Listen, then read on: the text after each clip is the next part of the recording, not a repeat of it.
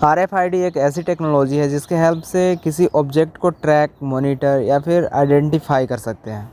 And in some cases उसके अंदर का जो इन्फॉर्मेशन है उसको मॉडिफाई भी किया जा सकता है। इसका बेस्ट एग्जांपल है टोल टैक्स पर जो फास्टैग होता है। व्हीकल्स जब पार होती है तो ऑटोमेटिक जो पर्टिकुलर अमाउंट रहता है वो फास्टैग के थ्रू रिसीव कर लिया जाता है, जिससे काफ़ी ज़्यादा टाइम बचता है। अदरवाइज़ ड्राइवर को फिज़िकल कैश देना पड़ेगा, उसके बाद काउंटर पर जो बंदा बैठा रहेगा वो रिसिप्ट देगा, तो इन सब चीज़ों में काफ़ी ज़्यादा टाइम लगेगा, जिससे ट्रैफिक इशू देखने को मिलेगा।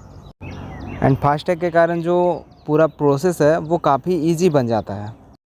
फास्टैग सिस्टम के अंदर एक फास्टैग स्टिकर मिलता है जिसके अंदर आपकी आइडेंटिटी होती है, कार की आइडेंटिटी उस कार्ड में होती है।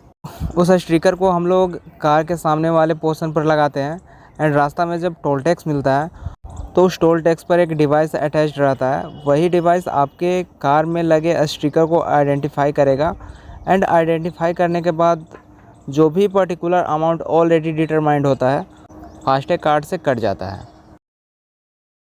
फास्टैग टोल टैक्स इंस्टॉल करने का बहुत सारा बेनिफिट मिलता है। लाइक कोई भी व्हीकल्स को वहाँ पर ज़्यादा देर तक रुकना नहीं पड़ेगा due to cashless transaction. FASTag process जो है वो RFID का एक एग्जांपल है। RFID wireless non contact radio frequency wave use करता है, जिसमें डेटा डिजिटली RFID टैग में इनकोड रहता है एंड रेडियो वेव के थ्रू उस टैग को रीड करता है। इसका बेसिक ब्लॉक डायग्राम अगर हम लोग देखें तो कुछ इस तरह होगा। टैग रीडर से कम्युनिकेट करता है, रीडर सर्वर से कम्युनिकेट करता है, सर्वर इंटरनेट से कनेक्टेड रहता है एंड इंटरनेट डेटाबेस के साथ कम्युनिकेट करता है।